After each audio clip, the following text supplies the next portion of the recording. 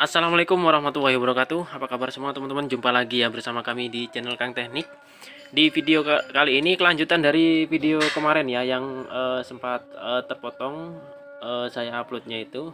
Nah, karena kemarin kerusakannya itu pada bagian dinamo, di sini saya akan coba praktekkan bagaimana caranya memperbaiki dinamo yang spoolnya putus ya.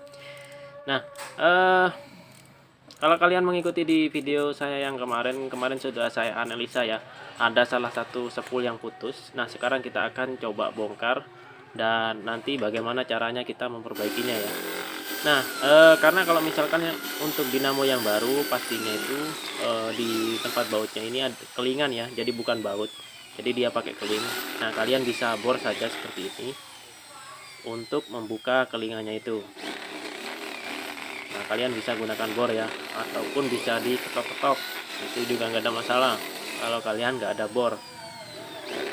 Nah, ini keempat-empatnya menggunakan kelingan semua ya, dan ini tandanya dinamonya itu baru, karena kalau yang baru itu pakai kelingan. Kalau udah pernah diperbaiki itu biasanya menggunakan baut ya. Nah, kenapa saya saranin kalian itu bisa menggunakan bor. Nanti kalau misalkan udah pernah di bor, nanti ngetoknya ini akan gampang ya teman-teman. Nah, ini tinggal diketok gini aja dia udah keluar ya untuk kelinganya tuh. Tinggal kita ketok-ketok aja dia udah keluar. Jadi supaya lebih gampang ya. Nah, selanjutnya kita akan coba lepas dulu. Nah, ini kita ketok-ketok seperti ini juga untuk melepasnya. Sebenarnya untuk mesin cuci yang tabung satu ya, yang otomatis ini hampir jarang ya teman-teman, kerusakannya itu pada di bagian dinamo. Namun ini udah rusak ya. Nah, di sini ini ada penutupnya ya. Kita akan lepas juga penutupnya. Tuh. Dan di sini untuk kabelnya, kabel-kabelnya itu ada warna biru, merah, dan juga hitam. Nah, kalau kalian ikuti video yang kemarin warna biru yang putus ya. Jadi yang warna di bagian tengah. Nah, selanjutnya kalian bisa analisa seperti yang saya lakukan ini. Kalian bisa cek di bagian spoolnya, takutnya ada yang spool yang putus. Nah, kalian bisa lihat lebih detail lagi.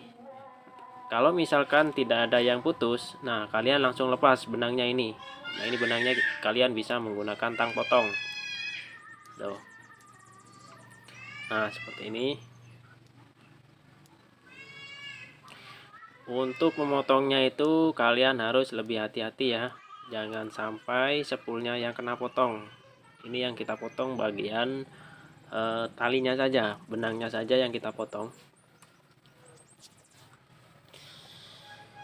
Oke, untuk kalian yang penasaran letaknya di mana bagian yang putus. Nah, kemarin yang warna biru ya. Nah, kita tempelkan aja yang warna biru di bagian sini.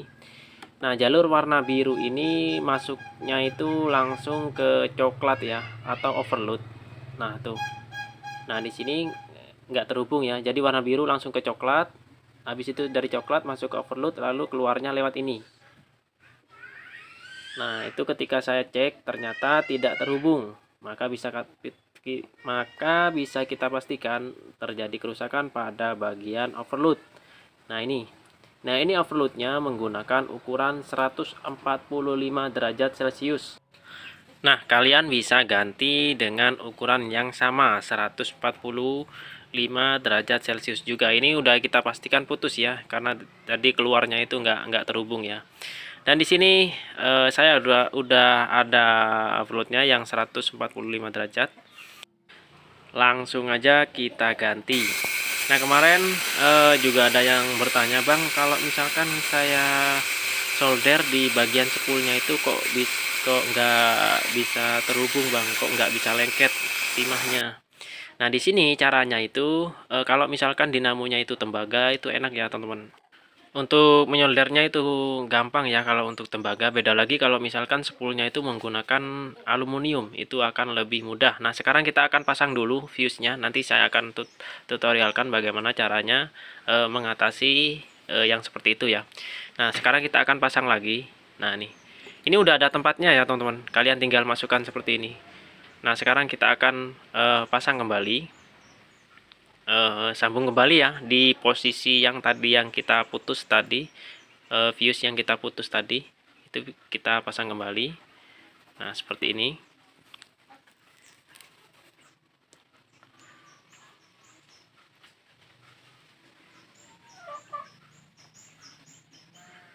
Oke, udah. Selanjutnya kita pasangkan ini ya, apa namanya, pasang arpus ya, supaya timahnya nanti lengket. Nah, ini solusinya teman-teman. Jadi kalau misalkan spoolnya itu menggunakan tembaga, kalian bisa menggunakan kabel serabut ya, kabel serabut tapi yang tembaga.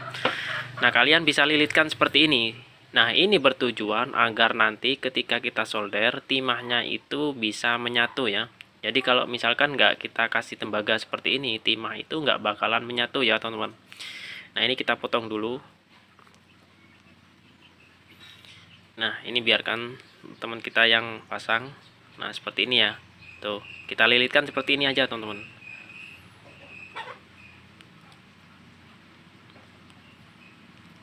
Nah, kita lilit semua.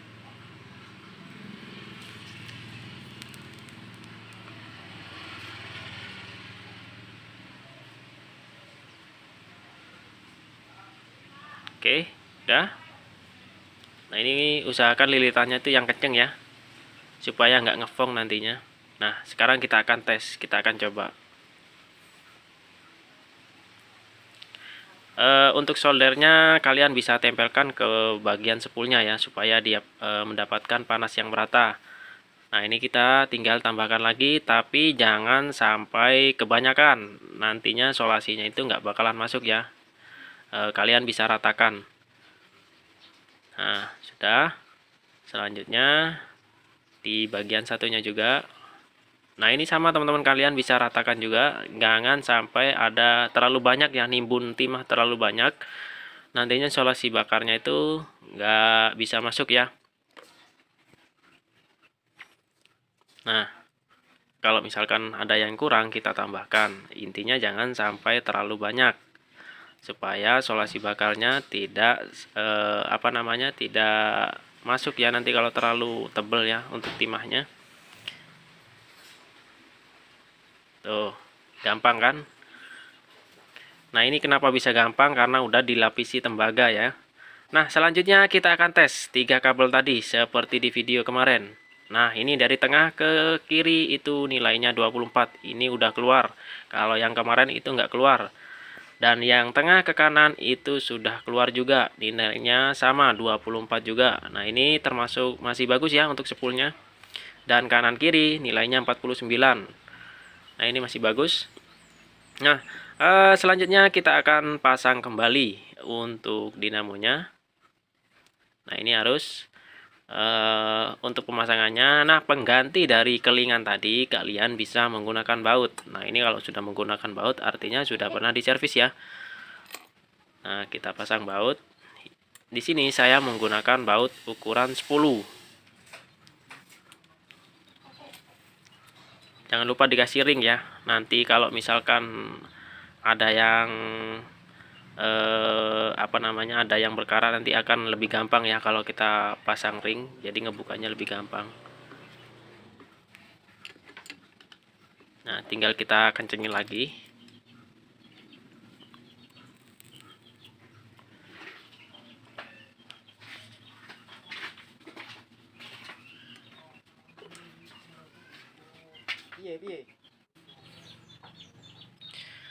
Tinggal satu, tinggal kita kencengin aja. Nah, selanjutnya kalau sudah dikencengin seperti ini, kalian jangan langsung pasang. Nah, kalian tinggal ketok-ketok di bagian asnya, karena biasanya itu agak seret ya. Nah, kalau sudah diketok-ketok seperti itu, selanjutnya kita akan pasang. Nah, untuk penyambungannya, kabel yang warna biru yang tengah tadi kita langsung masukkan ke colokan. Nah, ini untuk pengetesannya ya. Dari colokan itu kan ada 2 kabel, kalian bisa ambil satu pasang ke warna biru, dan untuk warna kuning dan warna merah ini langsung masuk ke bagian kapasitor.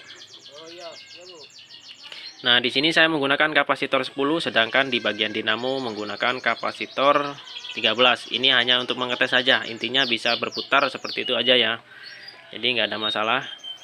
Dan untuk kabel yang satunya kita pasang di warna kuning dulu untuk mengetahui putaran ke kirinya. Sekarang, nah, di sini untuk dinamonya sudah berputar untuk putaran ke kirinya. Tuh. Selanjutnya kita rubah untuk mengetahui apakah putaran ke kanannya juga berputar atau tidak. Nah, sekarang kita hidupkan lagi. Tuh. Untuk putaran ke kanannya sudah berhasil. Oke, jadi video kali ini sudah berhasil ya. Mungkin di situ saja video dari kami, semoga bermanfaat. Jangan lupa dukung channel kami dengan cara tekan tombol like-nya dan juga subscribe.